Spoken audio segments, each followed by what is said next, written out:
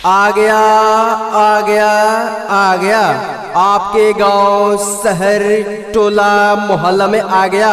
स्वादिष्ट से भरपूर रईस बंटी फेमस आइसक्रीम वाला आ गया। जी हाँ, तो आपका ध्यान किधर है?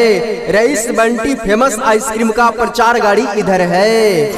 आएगी हर पल तुझे मेरी याद, खाने में लजीज और हर दिल का अजीज।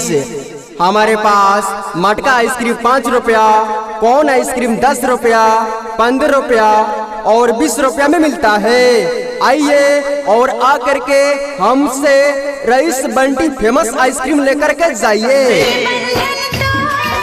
दिल तो नादान है कोई जानता नहीं, दिल तो नादान है कोई जानता नहीं, रईस बंटी फेमस आइसक्रीम खाए बगैर कोई मानता नहीं।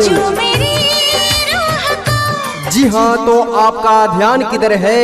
रईस बंटी फेमस आइसक्रीम का प्रचार गाड़ी इधर है। जिंदगी मिलन है मुस्कुरा लीजिए, जिंदगी मिलन है मुस्कुरा लीजिए, रईस बंटी फेमस आइसक्रीम आकर के खा लीजिए। तारों का चमकता गहना हो। किसी भी शुभ अवसर पर जैसे कि पार्टी, विवाह, जन्मदिन पर एक बार सेवा का मौका अवश्य दे।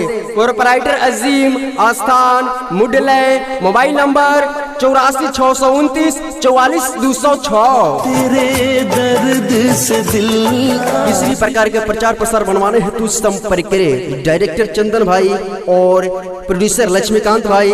संपर्क नंबर 96 084 44 524। किसी भी प्रकार के प्रचार प्रसार बनवाने हेतु संपर्क करें डायरेक्टर चंदन भाई और प्रोड्यूसर लक्ष्मीकांत भाई। संपर्क नंबर 96 084 44 524। आएगी हर पल